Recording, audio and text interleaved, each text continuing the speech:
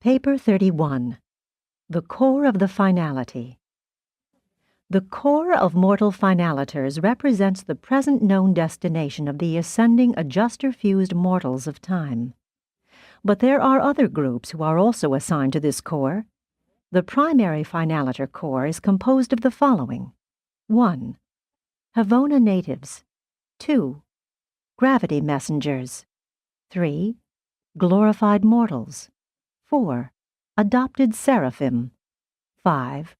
Glorified material sons. 6. Glorified midway creatures. These 6 groups of glorified beings compose this unique body of eternal destiny. We think we know their future work, but we are not certain. While the core of the mortal finality is mobilizing on paradise, and while they now so extensively minister to the universes of space and administer the world settled in light and life, their future destination must be the now organizing universes of outer space. At least that is the conjecture of Uversa. The core is organized in accordance with the working associations of the worlds of space and in keeping with the associative experience acquired throughout the long and eventful ascendant career. All the ascendant creatures admitted to this core are received in equality, but this exalted equality in no way abrogates individuality or destroys personal identity. We can immediately discern, in communicating with a finaliter, whether he is an ascendant mortal, Havona native, adopted seraphim, midway creature, or material son. During the present universe age, the finaliters return to serve in the universes of time. They are assigned to labor successively in the different superuniverses and never in their native superuniverses until after they have served in all the other 6 supercreations. Thus may they acquire the 7-fold concept of the Supreme Being. One or more companies of the mortal finaliters are constantly in service on Urantia. There is no domain of universe service to which they are not assigned. They function universally and with alternating and equal periods of assigned duty and free service. We have no idea as to the nature of the future organization of this extraordinary group, but the finaliters are now wholly a self-governing body. They choose their own permanent, periodic, and assignment leaders and directors. No outside influence can ever be brought to bear upon their policies, and their oath of allegiance is only to the Paradise Trinity. The finaliters maintain their own headquarters on Paradise, in the superuniverses, in the local universes, and on all the divisional capitals. They are a separate order of evolutionary creation. We do not directly manage them or control them, and yet they are absolutely loyal and always cooperative with all our plans. They are indeed the accumulating tried and true souls of time and space, the evolutionary salt of the universe, and they are forever proof against evil and secure against sin. 1. The Havona natives.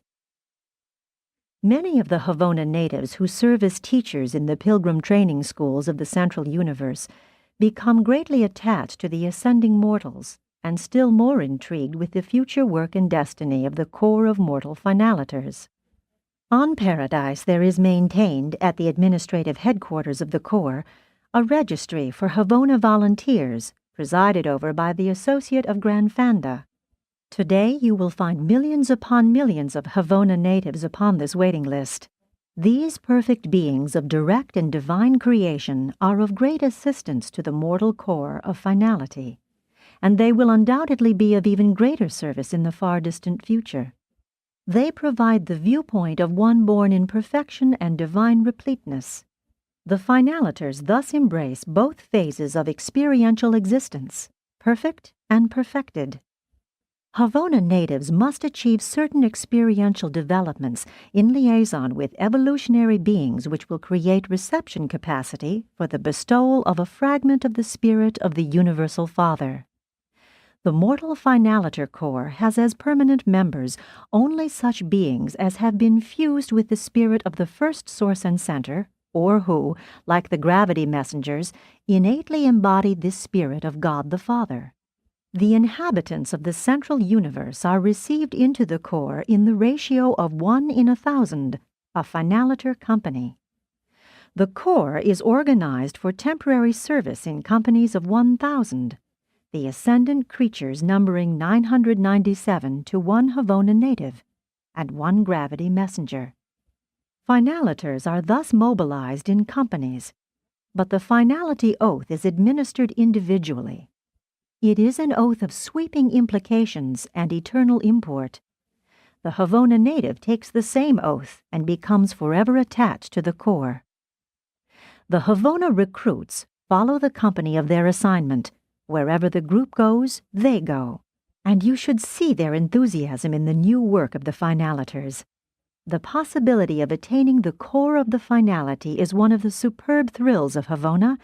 The possibility of becoming a finaliter is one of the supreme adventures of these perfect races. The Havona natives are also received in the same ratio into the core of conjoint trinitized finaliters on Vice Jerrington, and into the core of transcendental finaliters on Paradise.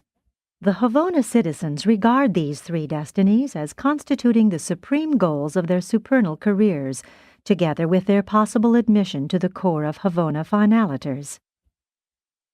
2. Gravity messengers. Wherever and whenever gravity messengers are functioning, the finaliters are in command. All gravity messengers are under the exclusive jurisdiction of Granfanda, and they are assigned only to the primary core of the finality. They are invaluable to the finaliters even now, and they will be all serviceable in the eternal future. No other group of intelligent creatures possesses such a personalized messenger core able to transcend time and space. Similar types of messenger recorders attached to other finaliter core are not personalized. They are epsonitized. Gravity messengers hail from Divinington, and they are modified and personalized adjusters, but no one of our Uversa group will undertake to explain the nature of one of these messengers. We know they are highly personal beings, divine, intelligent, and touchingly understanding, but we do not comprehend their timeless technique of traversing space. They seem to be competent to utilize any and all energies, circuits, and even gravity. Finaliters of the mortal core cannot defy time and space, but they have associated with them and subject to their command all but infinite spirit personalities who can. We presume to call gravity messengers personalities, but in reality they are super-spirit beings, unlimited and boundless personalities.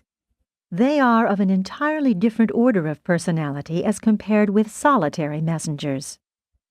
Gravity messengers may be attached to a finaliter company in unlimited numbers, but only one messenger, the chief of his fellows, is mustered into the mortal core of the finality. This chief, however, has assigned to him a permanent staff of 999 fellow messengers, and as occasion may require, he may call upon the reserves of the order for assistance in unlimited numbers. Gravity messengers and glorified mortal finaliters achieve a touching and profound affection for one another. They have much in common. One is a direct personalization of a fragment of the Universal Father. The other, a creature personality existent in the surviving immortal soul, fused with a fragment of the same Universal Father, the Spirit Thought Adjuster. 3. Glorified mortals. Ascendant adjuster-fused mortals compose the bulk of the primary core of the finality. Together with the adopted and glorified seraphim, they usually constitute 990 in each finaliter company. The proportion of mortals and angels in any one group varies, though the mortals far outnumber the seraphim. The Havona natives, glorified material sons, glorified midway creatures, the gravity messengers, and the unknown and missing member make up only 1% of the core. Each company of 1,000 finaliters has places for just 10 of these non-mortal and non-seraphic personalities. We of Uversa do not know the finality destiny of the ascendant mortals of time. At present they reside on Paradise and temporarily serve in the core of light and life, but such a tremendous course of ascendant training, and such lengthy universe discipline must be designed to qualify them for even greater tests of trust and more sublime services of responsibility. Notwithstanding that these ascendant mortals have attained paradise, have been mustered into the core of the finality, and have been sent back in large numbers to participate in the conduct of local universes and to assist in the administration of super-universe affairs, in the face of even this apparent destiny, there remains the significant fact that they are of record as only sixth-stage spirits. There undoubtedly remains one more step in the career of the mortal core of the finality. We do not know the nature of that step, but we have taken cognizance of, and here call attention to, 3 facts. 1. We know from the records that mortals are spirits of the first order during their sojourn in the minor sectors, and that they advance to the second order when translated to the major sectors, and to the third when they go forward to the central training worlds of the super-universe. Mortals become Quartan, or graduate spirits, after reaching the 6th circle of Havona, and become spirits of the 5th order when they find the Universal Father. They subsequently attain the 6th stage of spirit existence upon taking the oath that musters them forever into the eternity assignment of the core of the mortal finality. We observe that spirit classification or designation has been determined by actual advancement from one realm of universe service to another realm of universe service, or from one universe to another universe. And we surmise that the bestowal of 7th spirit classification upon the mortal core of the finality will be simultaneous with their advancement to eternal assignment for service on hitherto unrecorded and unrevealed spheres, and concomitant with their attainment of God the Supreme. But aside from these bold conjectures, we really know no more about all this than you do. Our knowledge of the mortal career does not go beyond present paradise destiny. 2. The mortal finaliters have fully complied with the injunction of the ages, "Be you perfect." They have ascended the universal path of mortal attainment. They have found God, and they have been duly inducted into the core of the finality. Such beings have attained the present limit of spirit progression, but not finality of ultimate spirit status. They have achieved the present limit of creature perfection, but not finality of creature service. They have experienced the fullness of deity worship, but not finality of experiential deity attainment. 3. The glorified mortals of the paradise core of finality are ascendant beings in possession of experiential knowledge of every step of the actuality and philosophy of the fullest possible life of intelligent existence. While during the ages of this ascent from the lowest material worlds to the spiritual heights of paradise, these surviving creatures have been trained to the limits of their capacity, respecting every detail of every divine principle of the just and efficient, as well as merciful and patient, administration of all the universal creation of time and space. We deem that human beings are entitled to share our opinions, and that you are free to conjecture with us respecting the mystery of the ultimate destiny of the paradise core of finality. It seems evident to us that the present assignments of the perfected evolutionary creatures partake of the nature of postgraduate courses in universe understanding and super-universe administration, and we all ask, why should the gods be so concerned in so thoroughly training surviving mortals in the technique of universe management? 4. Adopted Seraphim. Many of the faithful seraphic guardians of mortals are permitted to go through the ascendant career with their human wards, and many of these guardian angels, after becoming father-fused, join their subjects in taking the finaliter oath of eternity, and forever accept the destiny of their mortal associates. Angels who pass through the ascending experience of mortal beings may share the destiny of human nature. They may equally and eternally be mustered into this core of the finality. Large numbers of the adopted and glorified seraphim are attached to the various non-mortal finaliter core. 5. Glorified material sons.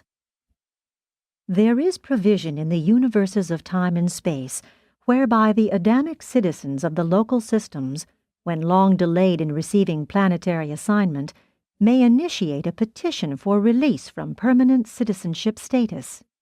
And if granted, they join the ascending pilgrims on the universe capitals, and thence proceed onward to paradise and the core of the finality.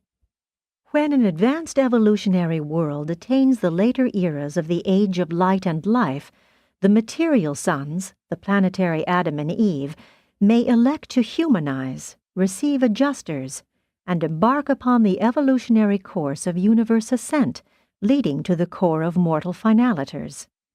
Certain of these material sons have partially failed or technically defaulted in their mission as biologic accelerators, as Adam did on Urantia.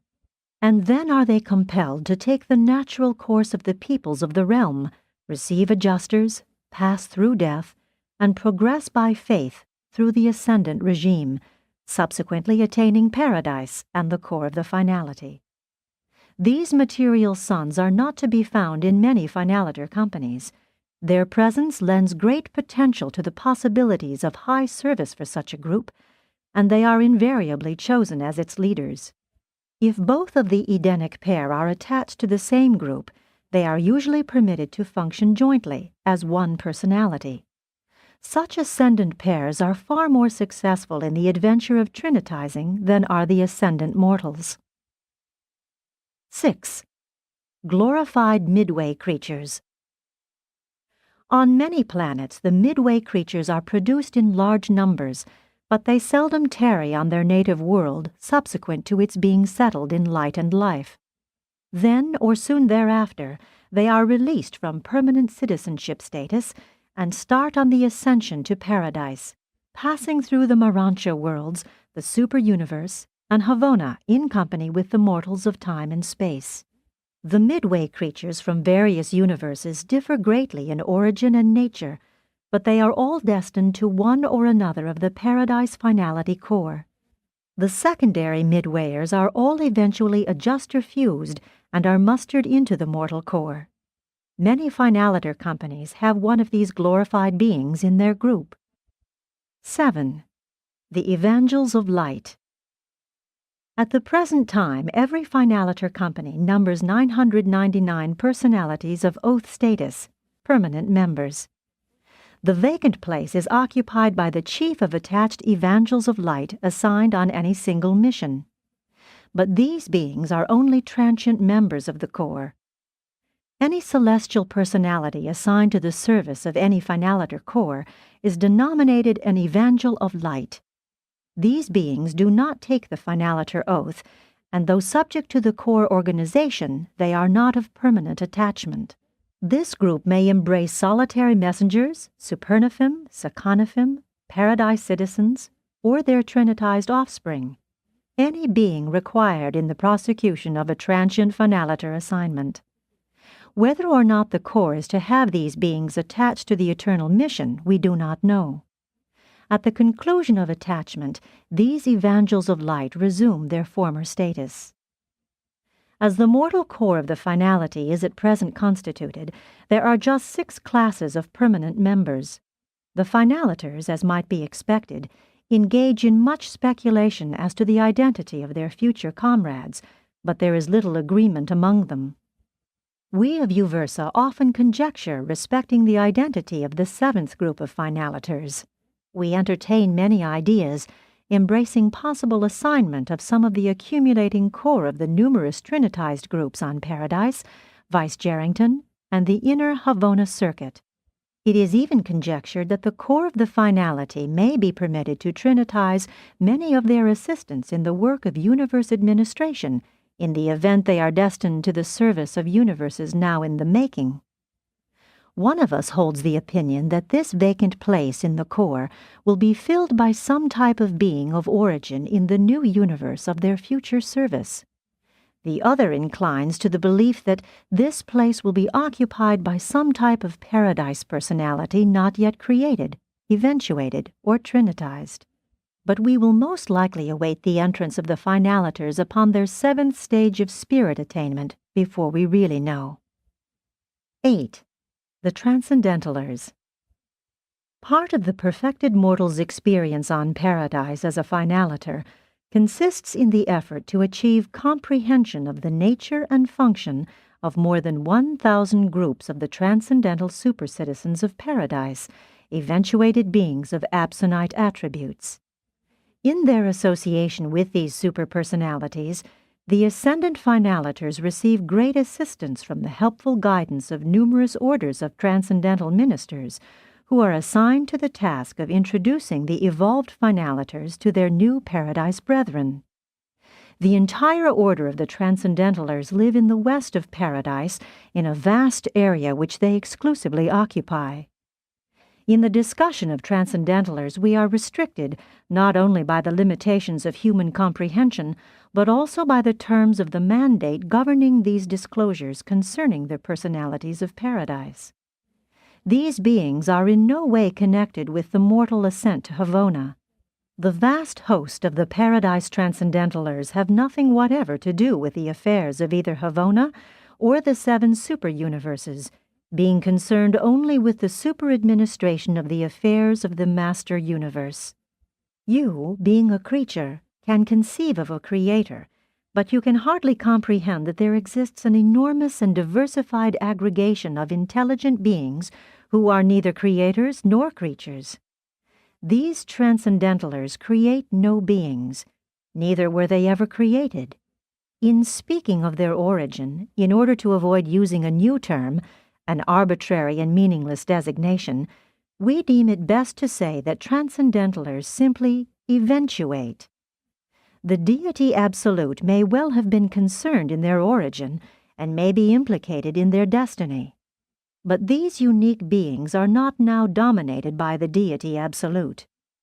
They are subject to God the ultimate, and their present Paradise sojourn is in every way Trinity supervised and directed. Although all mortals who attain Paradise frequently fraternize with the Transcendentalers, as they do with the Paradise citizens, it develops that man's first serious contact with the Transcendentaler occurs on that eventful occasion when, as a member of a new Finaliter group, the mortal ascender stands in the Finaliter receiving circle as the Trinity Oath of Eternity is administered by the Chief of Transcendentalers, the presiding head of the Architects of the Master Universe. 9. Architects of the Master Universe. The Architects of the Master Universe are the governing core of the Paradise Transcendentalers. This governing core numbers 28,011 personalities possessing master minds, superb spirits, and supernal absonites. The presiding officer of this magnificent group, the Senior Master Architect, is the coordinating head of all Paradise intelligences below the level of deity. The 16th prescription of the mandate authorizing these narratives says, "If deemed wise, the existence of the architects of the Master Universe and their associates may be disclosed, but their origin, nature, and destiny may not be fully revealed. We may, however, inform you that these Master Architects exist in 7 levels of the Absonite. These 7 groups are classified as follows. 1. The Paradise level.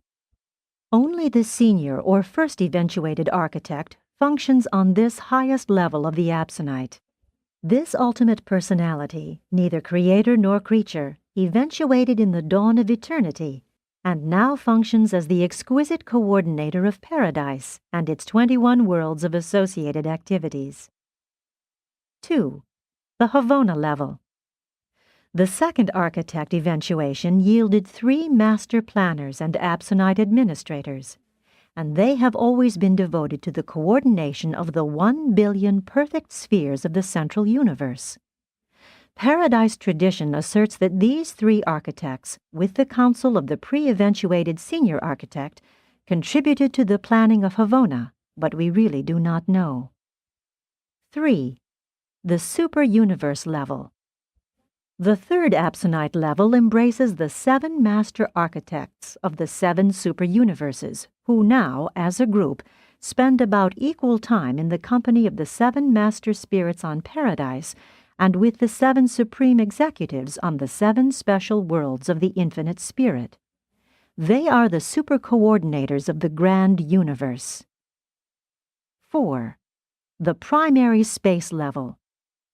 This group numbers 70 architects, and we conjecture that they are concerned with the ultimate plans for the first universe of outer space, now mobilizing beyond the borders of the present 7 superuniverses. 5. The secondary space level. This 5th corps of architects numbers 490, and again we conjecture that they must be concerned with the second universe of outer space, where already our physicists have detected definite energy mobilizations. 6. The tertiary space level.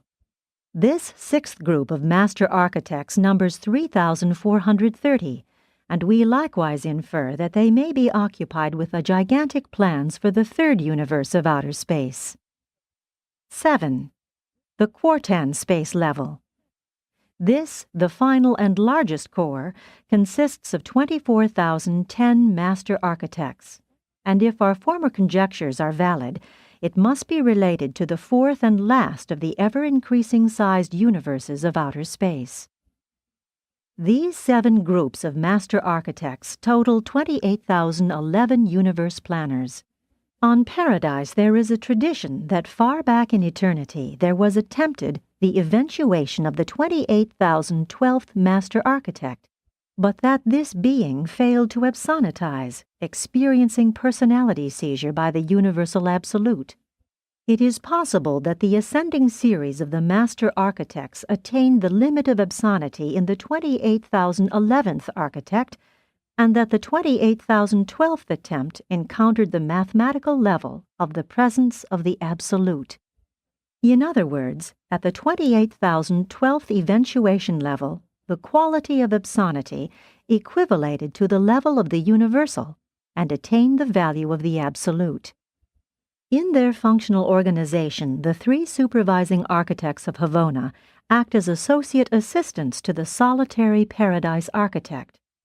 The 7 architects of the superuniverses act as coordinates of the 3 supervisors of Havona. The 70 planners of the universes of the primary outer space level are at present serving as associate assistants to the 7 architects of the 7 superuniverses. The architects of the master universe have at their disposal numerous groups of assistants and helpers, including 2 vast orders of force organizers, the primary eventuated and the associate transcendental. These master force organizers are not to be confused with the power directors, who are germane to the grand universe.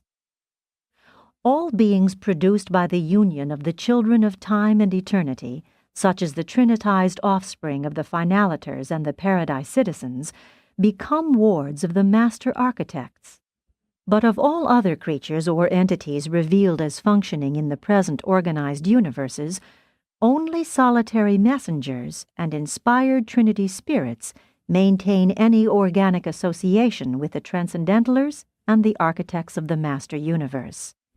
The master architects contribute technical approval of the assignment of the creator sons to their space sites for the organization of the local universes. There is a very close association between the master architects and the Paradise creator sons, and while this relationship is unrevealed, you have been informed of the association of the architects and the grand universe supreme creators in the relationship of the first experiential Trinity. These 2 groups, together with the evolving and experiential Supreme Being, constitute the Trinity ultimate of transcendental values and master universe meanings. 10. The ultimate adventure. The senior master architect has the oversight of the 7 corps of the finality, and they are 1. The corps of mortal finaliters. 2. The corps of Paradise finaliters. 3. The core of trinitized finaliters. 4. The core of conjoint trinitized finaliters. 5. The core of Havona finaliters. 6. The core of transcendental finaliters. 7. The core of unrevealed sons of destiny.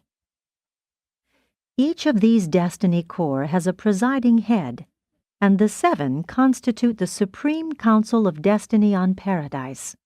And during the present universe age, Gran Fanda is the chief of this supreme body of universe assignment for the children of ultimate destiny. The gathering together of these 7 finaliter core signifies reality mobilization of potentials, personalities, minds, spirits, absonites, and experiential actualities that probably transcend even the future master universe functions of the Supreme Being. These 7 finaliter core probably signify the present activity of the ultimate Trinity, engaged in mustering the forces of the finite and the absonite in preparation for inconceivable developments in the universes of outer space. Nothing like this mobilization has taken place since the near times of eternity, when the Paradise Trinity similarly mobilized the then existing personalities of Paradise and Havona and commissioned them as administrators and rulers of the projected 7 superuniverses of time and space. The 7 finaliter core represent the divinity response of the grand universe to the future needs of the undeveloped potentials in the outer universes of future eternal activities.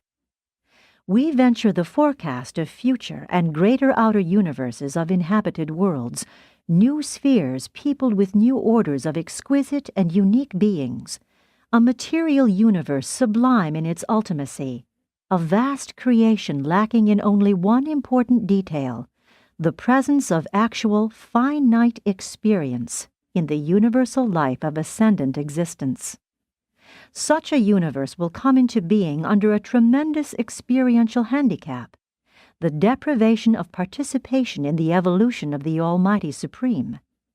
These outer universes will all enjoy the matchless ministry and supernal overcontrol of the Supreme Being, but the very fact of his active presence precludes their participation in the actualization of the Supreme Deity.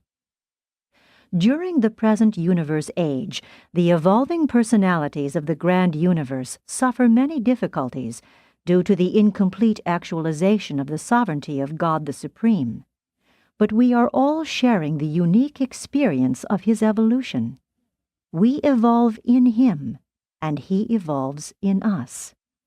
Sometime in the eternal future, the evolution of Supreme Deity will become a completed fact of universe history, and the opportunity to participate in this wonderful experience will have passed from the stage of cosmic action.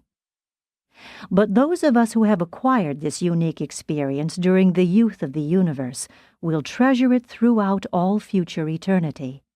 And many of us speculate that it may be the mission of the gradually accumulating reserves of the ascendant and perfected mortals of the core of the finality, in association with the other 6 similarly recruiting core, to administer these outer universes in an effort to compensate their experiential deficiencies in not having participated in the time-space evolution of the Supreme Being.